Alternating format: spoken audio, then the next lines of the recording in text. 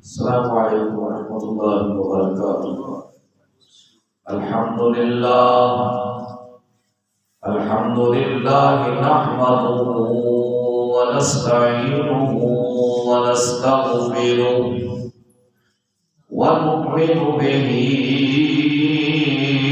ونتوكل عليه ونعوذ بالله من شرور أنفسنا ومن سيئات أعمالنا من يهده الله فلا مضل له ومن يضلله فلا هادي له. أشهد أن لا إله إلا الله وحده لا شريك له ونشهد أن سيدنا وسندنا وغوثنا وغياثنا ومغيثنا وعيننا وعوننا ومعيننا وحبيبنا وحبيب ربنا وطبيبنا وطبيب قلوبنا ومقصودنا وموجودنا ومطلوبنا ومرغوبنا ومحبوبنا ومعشوقنا عالانا ومولانا ومأوانا وملجانا ومولانا محمدا عبده ورسوله صلى الله تعالى على حبيبه محمد وعلى آله وأصحابه أجمعين. أما بعد فأعوذ بالله السميع العليم من الشيطان اللعين الرجيم. بسم الله الرحمن الرحيم. هن لباس لكم وأنتم لباس لهم. صدق الله مولانا العظيم وبلغنا رسوله النبي الكريم الرؤوف الرحيم. رب اشرح لي صدري ويسر لي أمري واحلل عقدة من لساني يفقهوا قولي. رب زدني علما رب زدني علما رب زدني علما. يا رسول الله انظر حالنا يا حبيب الله اسمع قالنا. إننا في بحر غم مغرق خذ بأيدينا ساحلنا أشكالنا. گنج بخش فیض عالم مظہر نور خدا نام سارا پیر کامل کاملا رہنما. الصلاة والسلام عليك يا سيدي يا رسول الله. الصلاة والسلام عليك يا سيدي يا حبيب الله. الصلاة والسلام عليك يا سيدي يا رحمة للعالمين وعلى آلك وأصحابك يا سيدي يا خاتم النبيين. اللہ رب العزت کی حمد و ثنا اللہ کے پیارے حبیب احمد مجتبی محمد مصطفیٰ جان رحمت صلی اللہ علیہ وآلہ وسلم کی بارگاہ بے کس پناہ میں درود و سلام کے نذرانے پیش کرنے کے بعد اللہ کریم کا کروڑ شکر ہے کہ اس نے ہمیں زندگی میں ایک بار پھر جمعہ مبارک کی گھڑیاں اور رمضان مبارک کے تیسرے جمعے کی ہمیں ساعتیں عطا فرمائی. اللہ کریم ہماری اس مقدس حاضری کو اپنی پاک بارگاہ بلند و بالا میں درجہ قبولیت سے سرفراز فرمائے. گرامی قدر حضرات، ہمارے دیے گئے شیڈول کے مطابق جو خطبات جمعات کیلنڈر پہ دیے گئے فیس بک پہ دیے گئے، واٹس ایپ گروپس میں دیے گئے، اس کے مطابق ہمارا آج خطبہ جمعۃ المبارک ہے میاں بیوی کے حقوق۔ یہ ایک عظیم رشتہ ہے۔ اس دنیا میں جتنے بھی رشتے ہیں، ماں باپ کا رشتہ ہے، باپ بیٹے کا رشتہ ہے، بیٹی باپ کا تعلق ہے، بہن بھائیوں کا تعلق ہے، خالہ کا بھانجے کے ساتھ ہے، بھانجے کا خالہ کے ساتھ ہے، بھانجے کا ماموں کے ساتھ ہے، ماموں کا بھانجے کے ساتھ ہے، دادے کا پوتے کے ساتھ ہے، پوتے کا دادے کے ساتھ ہے، نواسے کا نانے کے ساتھ ہے، نانے کا نواسے کے ساتھ ہے۔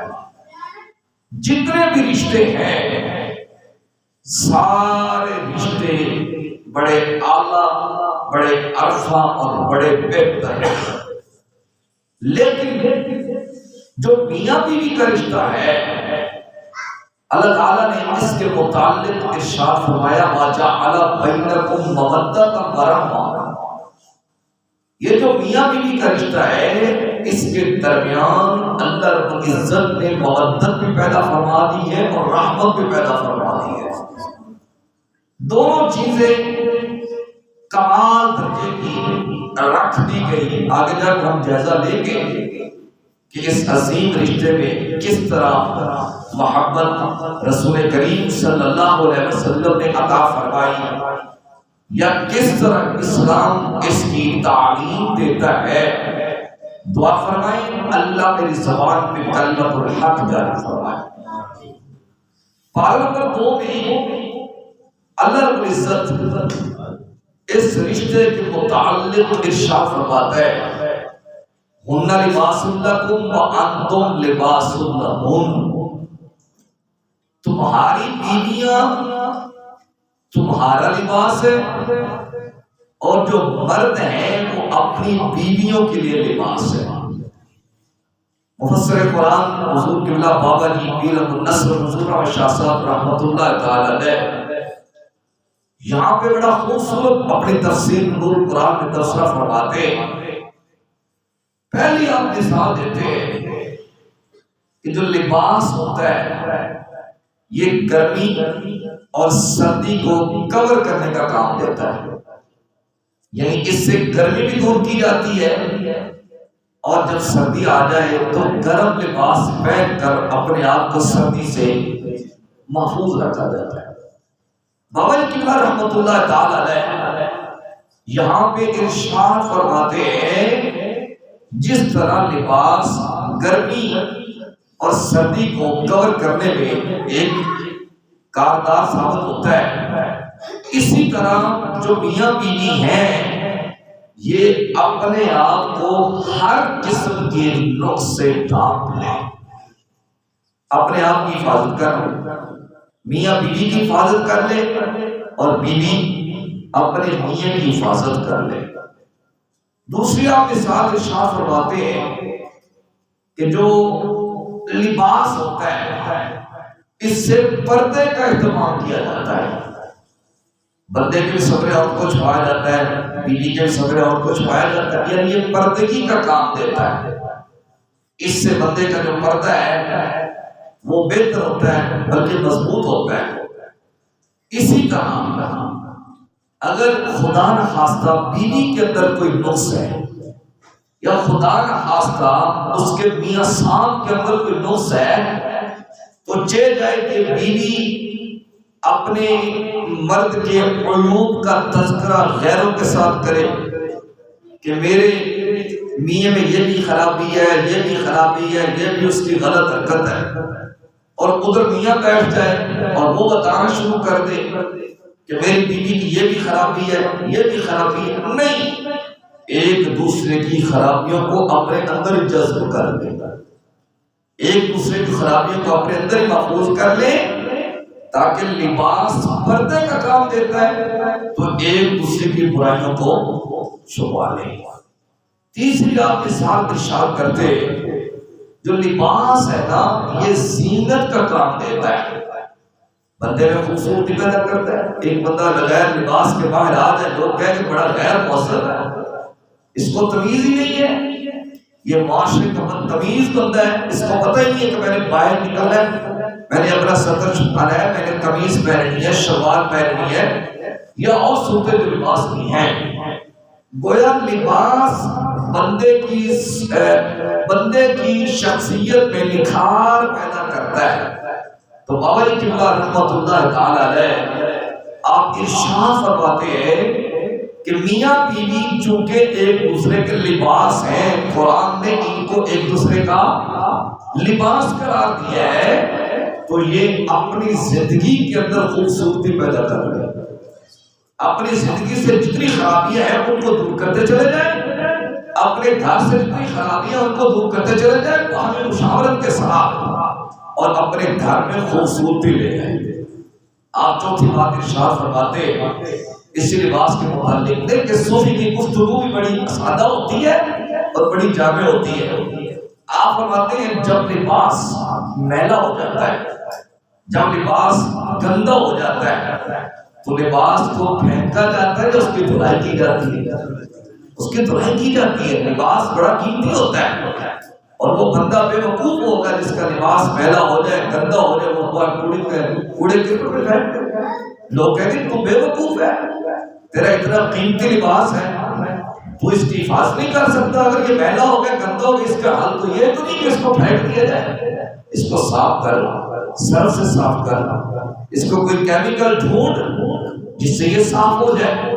تو بابا جی قبلہ رحمۃ اللہ تعالی علیہ آپ ارشاد فرماتے ہیں کہ اگر خدا نخواستہ میاں کا جو کردار ہے وہ گرد آلود ہو جائے، یا خدا نخواستہ بیوی کا کردار گرد آلود ہو جائے، تو اپنے کمرے میں بیٹھ کر اس کو صاف کر دے۔ میاں اپنی بیوی کا لباس صاف کر دے، بیوی اپنے بیوی کا لباس صاف کر دے۔ اس میں ایک روایت بھی موجود ہے، نبی کریم صلی اللہ علیہ وسلم نے ارشاد فرمایا اگر خدا نخواستہ میاں بیوی میں کوئی ناچاکی ہو جائے، کوئی بد اتفاقی ہو جائے، کوئی بدگمانی ہو جائے، تو اس کا حل یہ نہیں ہے کہ اپنی زبانوں پہ لے آئے یا لوگوں کے سامنے بیان کرنا شروع کر دے، نہیں، فرمایا اپنے کمرے میں بیٹھ کے حل کرنا ہے، اپنے کمرے میں بیٹھ کے حل کرنا ہے۔ یہ نہیں کہ گھر میں بیٹھ کے حل کرنا ہے، گھر میں تو دوسرے افراد موجود ہیں، بیوی کے دیور موجود ہیں، اس کے جیٹ موجود ہیں، یا لڑکے کے ماں باپ موجود ہیں، یا لڑکے کی بہنیں موجود ہیں، لڑکی کی باقی بھابیاں موجود ہیں، یا دیگر عزیز رشتہ دار موجود ہیں۔ اگر گھر بڑا ہے تو اس میں چچو موجود ہیں، ان کے بیٹے موجود ہیں، ان کے اولادیں موجود ہیں، ان کی بیویاں موجود ہیں۔ تو حضور صلی اللہ علیہ وآلہ مبارک وسلم نے ارشاد فرمایا گھر میں بیٹھ کے نہیں، اپنے کمرے میں بیٹھ کے یہ مسئلہ حل کرنا ہے۔ دیکھیں کتنی ہمیں اسلام خوبصورتی سکھا رہا ہے کہ اپنے کمرے میں بیٹھ کے یہ مسئلہ حل کرنا ہے۔ پھر آپ ارشاد فرماتے ہیں خدا نخواستہ لباس اتنا گندا ہو گیا کہ خود سے صاف نہیں ہو رہا۔ جب ہمارا بھی لباس گندا ہو جائے تو ہم کیا کرتے ہیں؟ زیادہ گندا ہو جائے تو کس کے پاس بھیجتے ہیں؟ دھوبی کے پاس۔ بھائی جس کو دھوبی کے پاس بھیجو وہ کیمیکلز لگائے گا، اس کو اچھے طریقے سے صاف کر دے گا، پھر دھوبی کو کہہ کے آتے ہیں کہ اس کو اچھے طریقے سے صاف کرنا ہے۔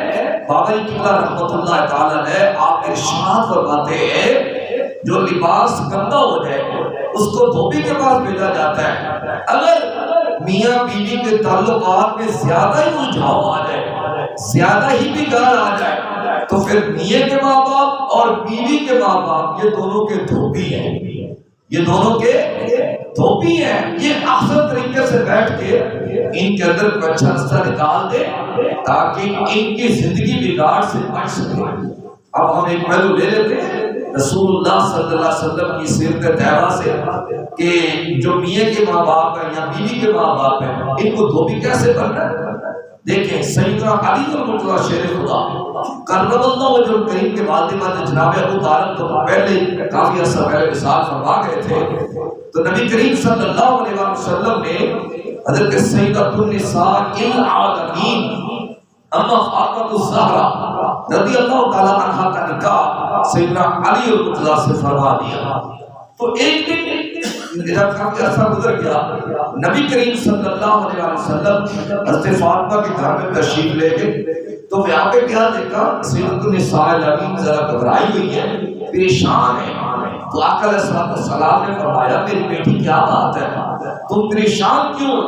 عرض کی ابا جان آج کچھ بات ہو گئی ہے اور علی گھر سے ناراض ہو کے باہر چلے گئے، علی مجھ سے ناراض ہو کے گھر سے باہر چلے گئے۔ اب یہاں پہ ٹھہریے، اگر ہمارے ہاں پہ ایسا واقعہ آ جائے پیش، مثال کے طور پہ ہم بیٹی کے پاس جائیں تو بیٹی جا کے سے شکوہ کرے آج مجھ سے یہ بات ہو گئی ہے، میری بات تو ہلکی تھی لیکن میرا شوہر مجھ سے ناراض ہو گیا، ان کو پوچھتا ہی نہیں ہے۔ ہم کیا کہتے ہیں، یہ پکڑ اپنے بھائی کے ساتھ تو گھر چل، میں ذرا اس کے ساتھ نمٹ کے آتا ہوں۔ ایسے ہی ہوتا ہے نا، ہمارا رویہ تو یہی ہے۔ نبی کریم صلی اللہ علیہ وسلم جو امام الانبیاء ہے، جب امام الانبیاء صلی اللہ علیہ وسلم کو پتہ چلا تو سرکار عالم صلی اللہ علیہ وسلم نے فاطمہ تم یہیں ٹھہرو، میں علی کو تلاش کر کے لاتا ہوں، میں علی کو تلاش کر کے لاتا ہوں۔ نبی کریم علیہ السلام تشریف لے گئے، سیدنا علی المطلع شیر خدا کرم اللہ وجہ الکریم، آپ مسجد نبوی شریف کے نیچے ہی سیر پہ لیٹے ہوئے تھے، مٹی پر لیٹے ہوئے تھے، اس وقت کچی ہوتی تھی مسجد نبوی شریف، آپ لیٹے ہوئے تھے تو نبی پاک صلی اللہ علیہ وسلم نے یہ نہیں فرمایا علی اٹھ میری بیٹی کو تنگ کرتا ہے، تو کون ہوتا ہے، میری امام الانبیاء کی بیٹی ہے تو اس کو تنگ کرتا ہے، اس سے تو ناراض ہوتا ہے، میں تیرا نبی ہوں، تجھے خیال نہیں ہے؟ نہیں، ایسی کوئی بات عطا نہیں فرمائی۔ نبی پاک صلی اللہ علیہ وسلم خود نیچے ہوئے، علی پاک کے جسم سے مٹی جھاڑی، میں قوم یاد کرا، وہ مٹی والے کھڑے ہو جا، وہ مٹی والے کھڑے ہو جا۔ سیدنا علی المطلع شیر خدا فرماتے ہیں میرا شیر خدا لقب اپنی جگہ، میرا مدینے کا ایک یعنی کہ علم کا شہر کا دروازہ ہونا اپنی جگہ، غزوہ یعنی فاتح خیبر کا لقب اپنی جگہ، شیر یزدان کا لقب اپنی جگہ۔ یہ جو ابو تراب لقب ہے نا، مجھے اس سے بڑی محبت ہے جو کہ مجھے حضور نے عطا فرمایا تھا، مجھے حضور نے عطا فرمایا تھا۔ تو یہ نبی کریم صلی اللہ علیہ وسلم کی سیرت کا ایک پہلو جو مجھے اور آپ کو مل رہا ہے، جو بطور دھوبی ہم نے کرنا ہے کہ ہم نے کس طرح کرنا ہے۔ حضور صلی اللہ علیہ وسلم نے خود یہ کر کے دکھا دیا، پھر حضور حضرت علی کو ساتھ لے گئے اور حضور نے یہ نہیں فرمایا علی تو خیال کیا کر یہ امام الانبیاء کی بیٹی ہے، میری بیٹی بڑی لاڈلی ہے، میرے جگر کا ٹکڑا ہے، دیکھ تو صحیح میں اس سے کتنی محبت کرتا ہوں، میں اس سے کتنا پیار کرتا ہوں، ذرا دیکھ تو صحیح۔ نہیں، نبی پاک صلی اللہ علیہ وسلم نے فرمایا فاطمہ علی تیرے شوہر ہے، کچھ خیال کیا تھا، علی تیرے شوہر ہے، کچھ خیال کیا کر۔ یہ ہے اگر بطور دھوبی ہمیں کردار ادا کرنا پڑ جائے تو ہم نے اس طرح کردار ادا کرنا۔ یہ کچھ مثالیں تھیں جو ہمیں بتلائی گئی۔ آئیے کچھ روایات کا جائزہ لیتے ہیں۔ نبی کریم صلی اللہ علیہ وسلم کے سامنے کچھ جانوروں نے سجدہ کیا، جانور تو جانور ہوتا ہے، انہوں نے تعظیمی طور پہ کچھ سجدہ کیا۔ آقا عالم صلی اللہ علیہ وسلم کے اصحاب یہ منظر دیکھ رہے تھے تو آقا علیہ السلام کی بارگاہ عالیہ میں عرض کر دی اصحاب رسول پاک نے، یا رسول اللہ صلی اللہ علیہ وآلہ وسلم، ہمارا حق زیادہ بنتا ہے کہ ہم آپ کو تعظیمی سجدہ کریں۔ آقا علیہ السلام نے فرمایا میری شریعت میں تعظیمی سجدہ بھی جائز نہیں ہے، حقیقی سجدہ تو اللہ کی ذات کو ہے نا، میری شریعت میں تعظیمی سجدہ بھی جائز نہیں ہے۔ اگر ہوتا تو میں بیوی کو حکم دیتا کہ اپنے شوہر کو سجدہ کرے، میں بیوی کو حکم دیتا کہ اپنے شوہر کو سجدہ کرے۔ تو یہاں پہ بیویاں مد نظر رکھیں کہ ان کے شوہروں کا احترام مجازی خدا کے برابر ہے، جو بیوی کا شوہر ہوتا ہے وہ مجازی خدا کے برابر ہوتا ہے۔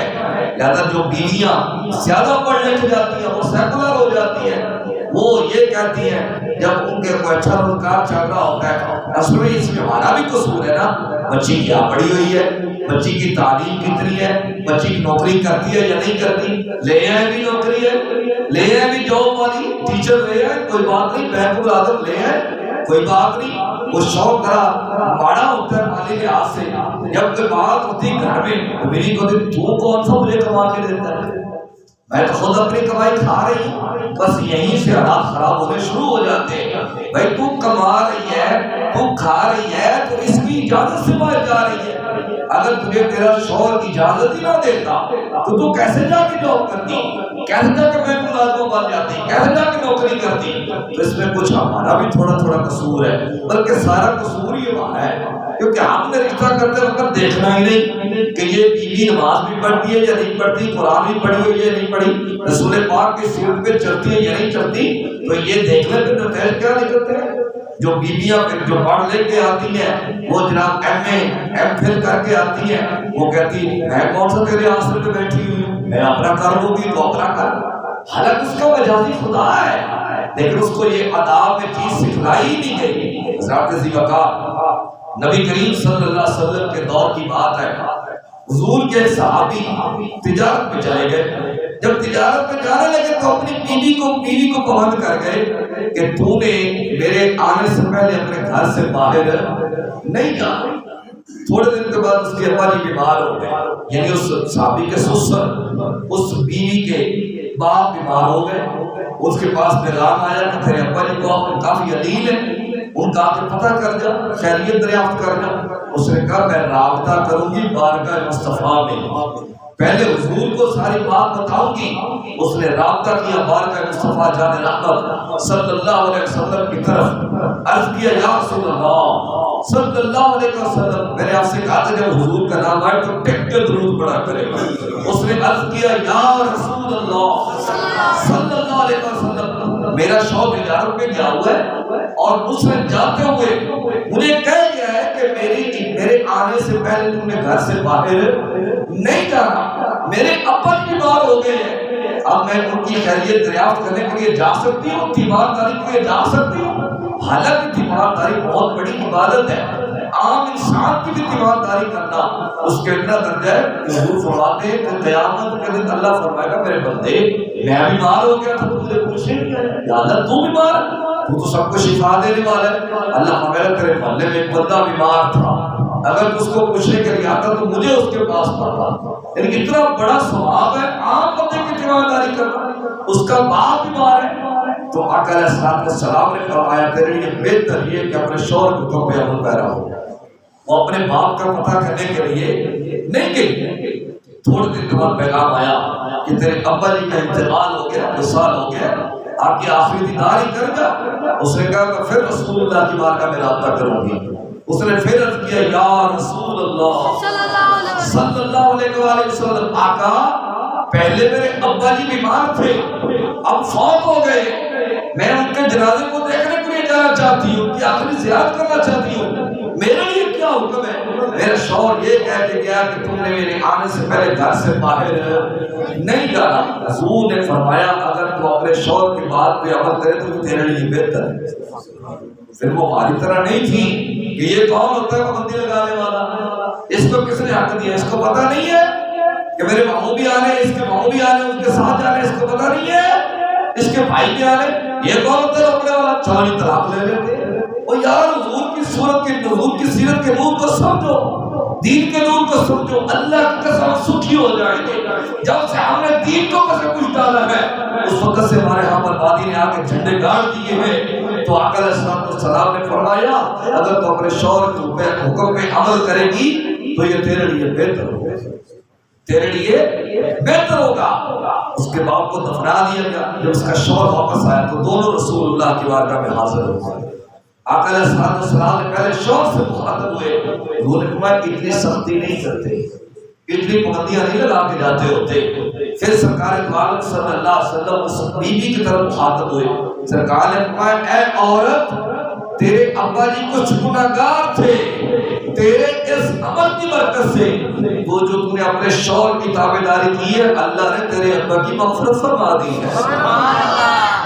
یہ ہے جو بیوی اپنے شوہر کی تابعداری کرتی ہے اپنے شوہر کی فرما برداری کرتی ہے، اپنے شوہر کی اطاعت کرتی ہے اور اپنے شوہر کو خوش کرتی ہے، اپنے دکھ کو ہیوی نہیں ہونے دیتی۔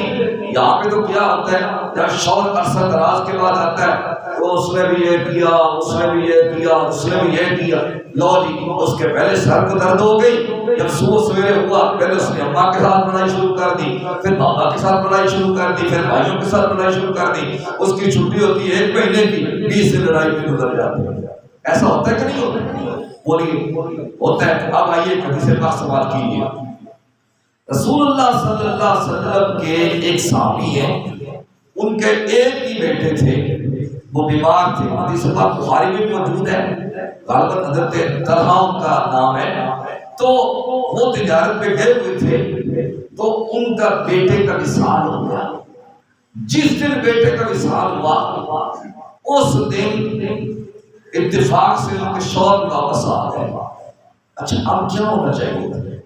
جب شوہر واپس آئے تو بیٹے کے وصال کی خبر دینی چاہیے تھی، لیکن اس بیوی نے کیا کیا؟ سنیے اس نے کیا کیا؟ اپنے آپ کو پہلے سے زیادہ تیار کیا، اپنے آپ کو خوشبو سے راستہ کیا، اپنے آپ کو بنایا سنوارا۔ اپنے شوہر کے لیے بیوی اپنے آپ کو بنائے سنوارے، لیکن یہاں پہ تو بازار جانے کے لیے تیار ہوتی ہے، بازار جانے کے لیے میک اپ ہو رہے ہوتے ہیں، شوہر کے ساتھ اسی طرح رہنا نہیں۔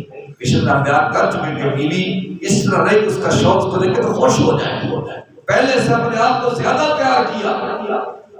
جب رات ہوئی تو ان کے شوہر نے پوچھا بیٹے کا کیا حال ہے؟ فرمایا وہ پہلے سے بہتر ہے، وہ پہلے سے بہتر ہے۔ اب انہوں نے معاشرت کی، وہ عمل قائم کیا۔ جب سارا کچھ ہو گیا، غسل کرنے کے بعد فارغ ہوئے تو اب دیکھیے بیوی کتنی تسلی دیتی ہے شوہر کو۔ بیوی جو شوہر کو تسلی دے سکتی ہے، اور بیوی شوہر کو پست کرتی ہے، بیوی شوہر کو بلند کرتی ہے۔ ایک بیوی کی ذمہ داری ہے کہ اپنے شوہر کو بلند رکھے، اس کا حوصلہ بلند رکھے، اس کو زمانے کے آگے جھکنے نہ دے، اس کو رام کھانے میں مجبور نہ کرے، اس کو نجائز کرنے میں مجبور نہ کرے۔ اس نے کہا میرے شوہر میاں دیکھیں، اگر کوئی بندہ کسی کو امانت دے تو اس کی امانت واپس کرنے کا بندہ پابند ہوتا ہے یا نہیں ہوتا؟ کہا بالکل ہوتا ہے، امانت کو واپس کرنی ذمہ داری ہے۔ تو اس نے کہا کہ ہمارا بیٹا اللہ کی امانت تھی، اللہ نے ہم سے واپس کیا، اس کا وصال ہو گیا۔ شوہر بڑے پریشان ہوئے، یہ کیا ہو گیا؟ بیٹا فوت ہو گیا، ہم نے رات بھی گزاری ہے، ہم نے سارے معاملات بھی کیا۔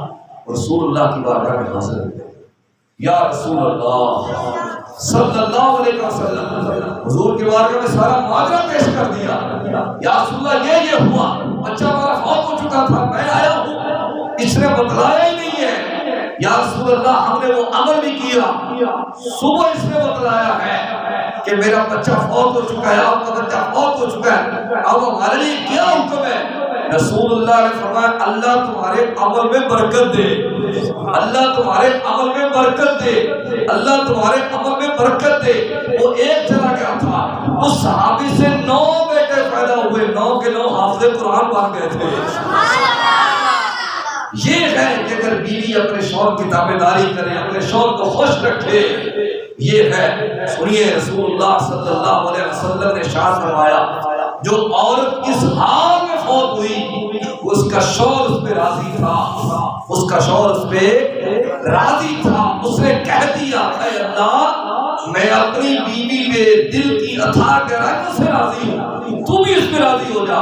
سرکار فرماتے ہیں ادھر وہ فوت ہو جاتی ہے، ادھر اس کا جنت میں داخلہ ہو جاتا ہے، سبحان اللہ، ادھر اس کا جنت میں داخلہ ہو جاتا ہے۔ رسول اللہ صلی اللہ علیہ وسلم نے فرمایا جو بیوی اس حال میں فوت ہوئی اس کا شوہر اس پہ راضی نہیں تھا، اللہ اس کی طرف نظر رحمت سے نہیں دیکھے گا، وہ جنت کی خوشبو بھی نہیں سونگھ پائے گی۔ اور سرکار دو عالم صلی اللہ علیہ وسلم نے فرمایا میں نے عورتوں کو اکثر جہنم میں جلتے ہوئے دیکھا ہے، میں نے عورتوں کو اکثر جہنم میں جلتے ہوئے دیکھا ہے۔ یا رسول اللہ صلی اللہ علیہ وسلم اس کی کیا وجہ ہے؟ اپنے شوہروں کی ناشکری ہے، اپنے شوہروں کی ناشکری ہے۔ جب سے تیرے گھر میں آئی ہوں مجھ پہ دکھ ہی آ گئے ہیں، اور بھی مصیبتیں بھی آ گئی ہیں، غربت بھی آ گئی ہے، کچھ کھانے کے لیے نہیں ملا، میرا پھر بھی حوصلہ ہے، تیرے ساتھ زندگی گزار رہی ہوں، تو پیسے بھی نہیں دیتا، تیری اماں میرے ساتھ اچھا سلوک نہیں کرتی، تیرا باپ میرے ساتھ اچھا سلوک نہیں کرتا، تیرے بھائی میرا احترام نہیں کرتے، تیری بہنیں مجھے رسپیکٹ ہوتی نا باتیں۔ تو سرکار نے فرمایا، یہ چھوٹے کو بہت پتہ ہے، سرکار نے فرمایا کہ اس طرح کی بیوی جہنم میں جاتی ہے۔ اب بیویوں کا پیریڈ لگ رہا، تھوڑا سا ہمارا بھی لگ جائے گا، تھوڑا سا ہمارا بھی لگ جائے گا۔ اسلام کبھی بھی ون وے ٹریفک نہیں ہے کہ صرف بیوی کو ہی احترام کا حکم دے، نہیں، میاں صاحب کو کچھ احکام ہے۔ سرکار دو عالم نور مجسم صلی اللہ علیہ وسلم نے فرمایا، جو بندہ اپنی بیوی کو بے گناہ مارتا رہتا ہے، کچھ لوگوں کی عادت ہوتی ہے تھپڑ میں تھپڑ، بات بات میں تھپڑ، بات بات میں بیوی کو گھنٹی لگانی، سرکار نے فرمایا یہ اس کے نامرد ہونے کی علامت ہے۔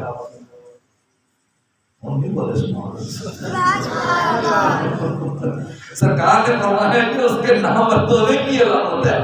پھر سرکار دو عالم صلی اللہ علیہ وسلم نے فرمایا، حضور نے ایک معیار دیا، ہم اچھا بندہ اس کو سمجھتے ہیں جس کا لوگوں کے ساتھ رویہ اچھا ہو، جس کا لوگوں کے ساتھ میل جول اچھا ہو، جو لوگوں کے ساتھ بڑی ہنس ہنس کے بات کرے، لوگوں کے ساتھ بڑی لوٹ پوٹ ہو کے گفتگو کرے، لوگ کہیں اس کا خراب بہت اچھا ہے، لیکن جب وہ گھر آئے اس کی بیوی سہم جائے، اس کے بچے سہم جائے، اس کے گھر والے گھبرا جائے کہ اچھا تھا یہ مصیبت باہر ہی رہتی، اب یہ گھر میں مصیبت آ گئی ہے، اب یہ گھر میں لڑائیاں کرے گا، فتنے کام کرے گا۔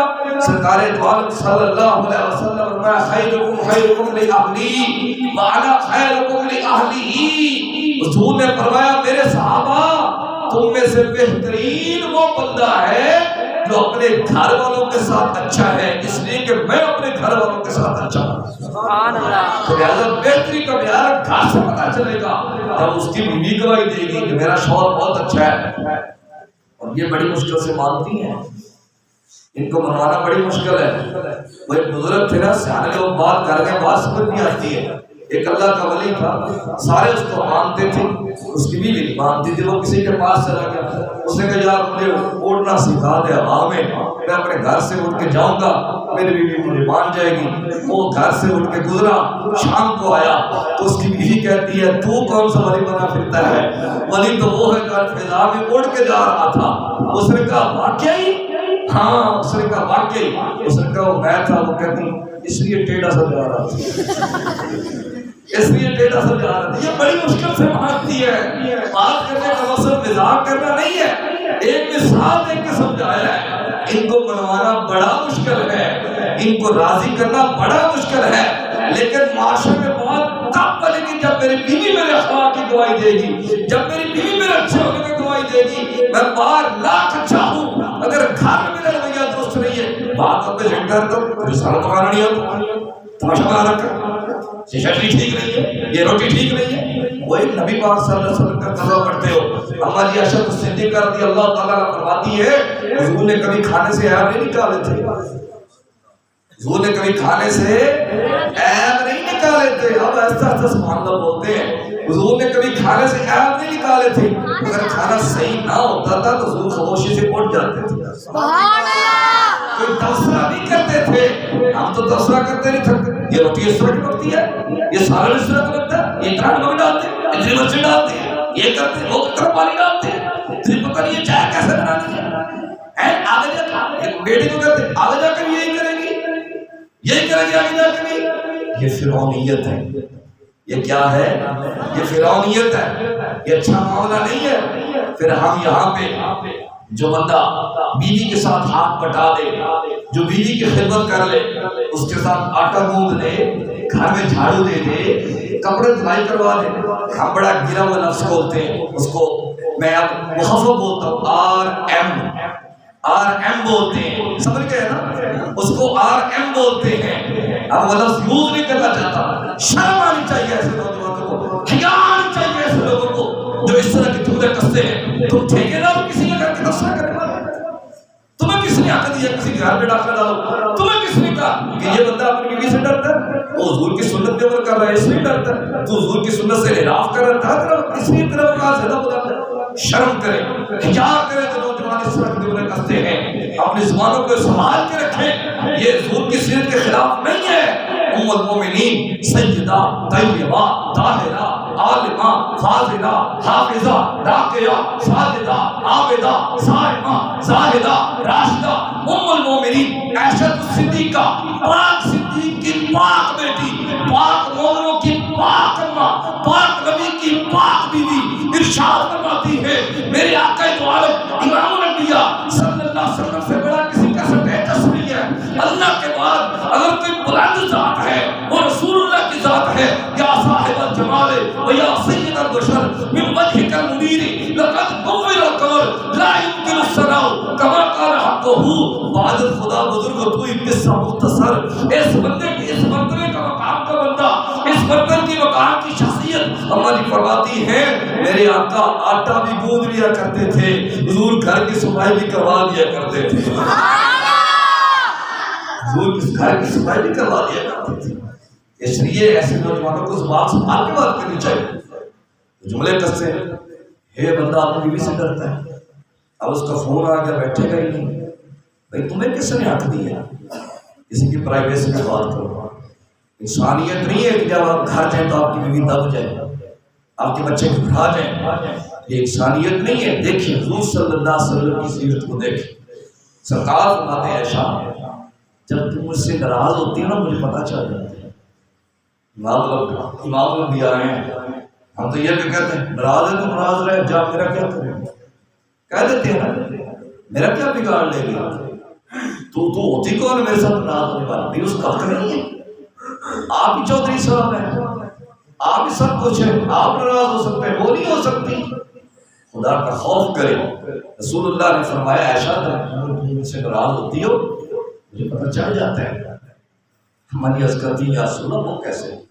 سرکار نے فرمایا جب تم مجھ سے ناراض ہوتی ہو نا تو تم یہ کہتے ہو مجھے ابراہیم کے رب کی قسم ہے، جب کوئی بات کرتی ہو تو یہ کہتی ہو مجھے ابراہیم کے رب کی قسم ہے، جب تم مجھ سے خوش ہوتی ہو جب کوئی بات کرتی ہو تو یہ کہتے ہو مجھے محمد کے رب کی قسم ہے۔ یہ حضور ہمیں سکھا رہے ہیں حضرات دی وقار، یہ حضور ہمیں سکھا رہے ہیں۔ سرکار دو عالم نے فرمایا جو بندہ اپنی بیوی کے منہ میں لقمہ ڈالتا ہے اللہ اس کو صدقے کا ثواب دیتا ہے۔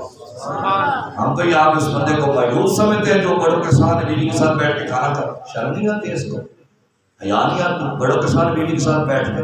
اوے تو زیادہ حیا والا ہے، تو زیادہ حیا والا ہے۔ رسول اللہ باتیں بیان فرما گئے ہیں تیرے سے زیادہ، تو سے زیادہ عظیم ہے، تیری بات اس سے زیادہ عظیم ہے، تیرا احترام کرو یا رسول اللہ کا فرمان مانو؟ تیرا احترام ضروری نہیں ہے، رسول اللہ کی بات کا احترام ضروری ہے۔ سرکار نے فرمایا جو بندہ اپنی بیوی کے منہ میں لقمہ ڈالتا ہے اللہ اس کو صدقے کا ثواب دیتا ہے۔ گھر بیٹھے صدقے کا ثواب لے لیا کریں، گھر بیٹھے ہی صدقے کا ثواب لے لیا کریں۔ ام المومنین عائشہ صدیقہ رضی اللہ تعالی عنہا سے ایک مرتبہ حضور نے فرمایا عائشہ میرے ساتھ دوڑ لگاؤ گی؟ کتنا پیار ہے، دوڑ لگاؤ گی؟ جی یا سنت دوڑ لگاؤ گی؟ دوڑ لگی۔ سرکار دو عالم صلی اللہ علیہ وسلم نے جان بوجھ کے حضور پیچھے رہ گئے، جو ایک لمحے میں محبوب معراج کر کے آ سکتے ہیں وہ بیوی سے آگے نہیں نکل سکتے تھے، حضور جان بوجھ کے پیچھے رہ گئے۔ جب جان بوجھ کے پیچھے رہ گئے حضرت عائشہ آگے چلی گئی، میں جیت گئی میں جیت گئی۔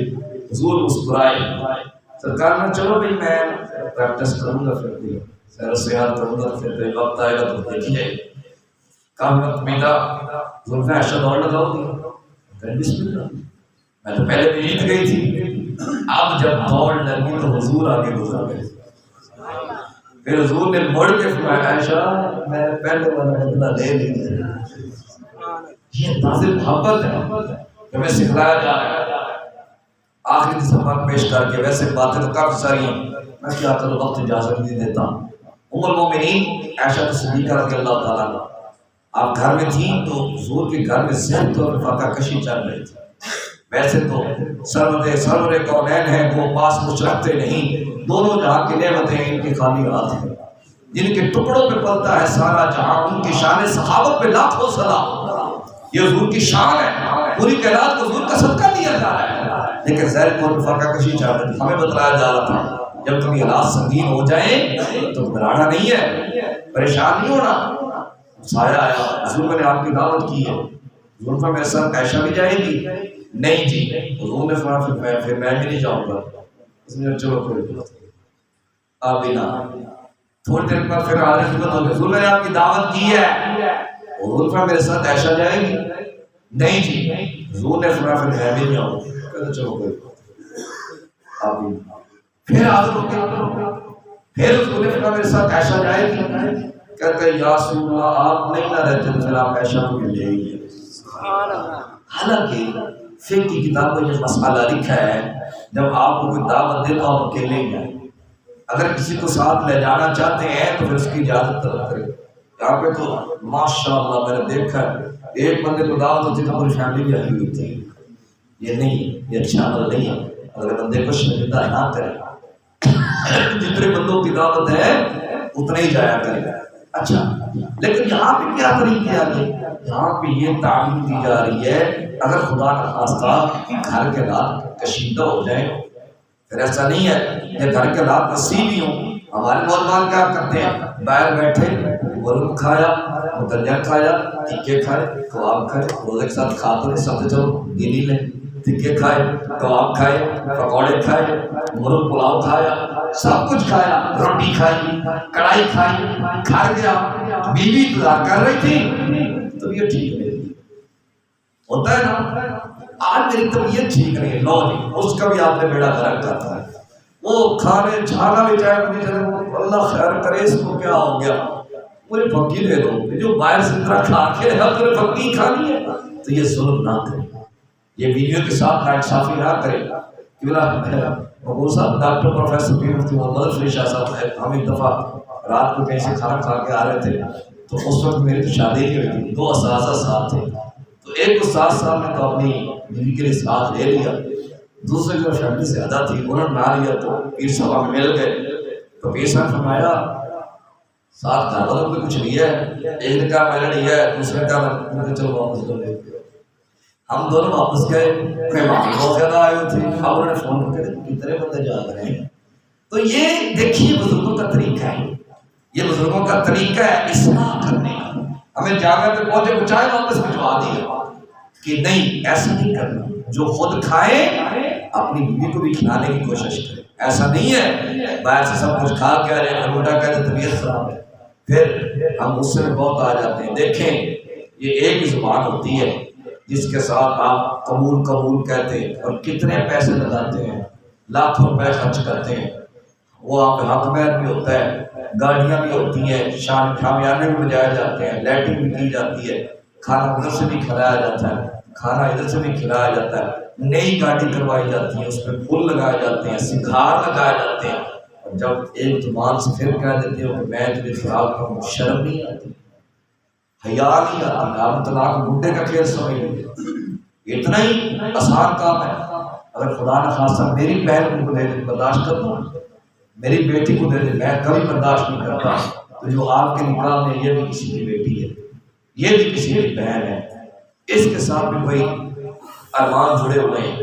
اس کی اماں نے جب بھیجا تھا تو آپ کے سپرد کر کے بھیجا تھا، اس کے بابا نے رو رو کے آپ کے ساتھ رخصت کیا تھا، آپ تو اس وقت بڑے ہنس کے آ رہے تھے، یہ گھر سے نکلتی ہوئی رو رہی تھی، اب خیال نہیں آتا، بات بات پہ کہتے ہیں، اور وہ بیویاں بھی حیا کرے جو بات بات پہ کہتی ہیں مجھے طلاق، سنو طلاق دینا جائز ہے، حلال کام ہے، یہ جتنے حلال کام ہیں ان میں سے سب سے اللہ کو جو ناپسند کام ہے وہ طلاق ہے، جو اللہ کو سب سے ناپسند ہے وہ طلاق ہے۔ اس میں اور بھی گفتگو ہو سکتی ہے، لیکن میں نے سنتوں کے بعد اعتکاف پر بھی کچھ گفتگو کرنی ہے۔ اللہ مجھے اور آپ کو حقیقت دین کو سمجھنے کی توفیق دے، ہمارے گھروں کے معاملات درست فرمائے۔ وآخر دعوانا ان الحمد للہ رب العالمین۔